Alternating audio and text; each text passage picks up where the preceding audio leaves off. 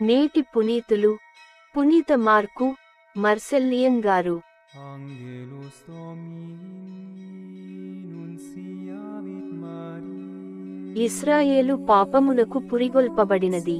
మంగళవారం, జూన్ 18, 2024. మొదటి పఠనం రాజులు మొదటి గ్రంథము 21వ అధ్యాయం 17 నుండి 29 వచనాలు. ప్రభువు వాణి తిష్బీయుడైన ఎలీయా ప్రవక్తతో, నీవు సమరియా రాజను అహాబు నొద్దకు వెళ్ళుము. అతడు నాబోతు ద్రాక్షతోటను స్వాధీనము చేసుకొనబోయినాడు. ఆ తోటలోనే అతనిని కలిసికొనుము.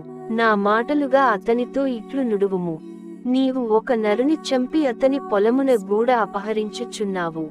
నాబోతు నెత్తుటిని సునకములు నాకిన తావుననే నీ నెత్తురు కూడా కుక్కలు నాకును. ప్రభువునైన నా పలుకులు ఇవి అని చెప్పుము అని అనెను. ఏలీయా కంటబడగానే అహాబు అతనితో, నీవు నాకు శత్రుడవు, నన్ను గుర్తుపట్టి ఇక్కడకు వచ్చితివా అని అనెను. ఏలీయా, అవును, నీవు ప్రభువు ఆజ్ఞమీరి దుష్కార్యములకు పాల్పడితివి. ప్రభువు పలుకులు వినుము.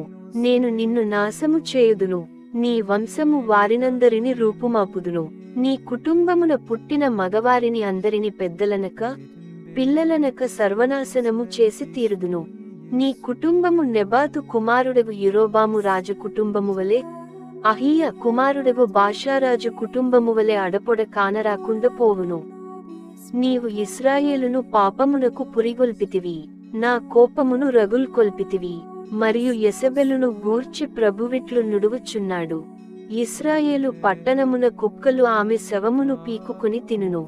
నీ బంధువులు ఎవరైన పట్టణమున చతురేని సునకములు వారిని తినివేయును, ఎవరైన పొలమున చతురేని రాబందులు వారిని తినివేయును అని పల్కెను. అహాబు వలె దేవుని ఆజ్ఞమీరి దుర్మార్గపు పనులు చేసినవాడు మరొకడు లేడు.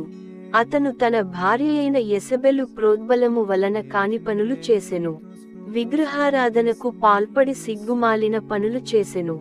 పూర్వము అమోరీయులను ఇట్టి సిగ్గుమాలిన పనులు చేయుచుండగా ప్రభువు వారిని ఓడించి ఇశ్రాయేలుల చెంత నుండి తరిమి వేసెను. ఎలీయా ఇట్లు పల్కగా అహాబు బట్టలు చించుకుని గోనె కట్టుకునెను, ఉపవాసముంచెను, గోనె మీదే పండుకొని నిద్రించెను, విచారముతో మెల్లగా అడుగులు వేసెను. అంతట ప్రభువు వాణి ఎలీయాతో, చూచితివా, అహాబు నాకు జడిసి వినయము తెచ్చుకునెను. అహాబు నాకు లొంగెను గనుక అతనిని తన జీవితకాలమున శిక్షింపను, కాని అతని కుమారుని కాలమున అతని కుటుంబమును నాశము చేయుదును అని చెప్పెను. ఇది ప్రభువు వాక్కు.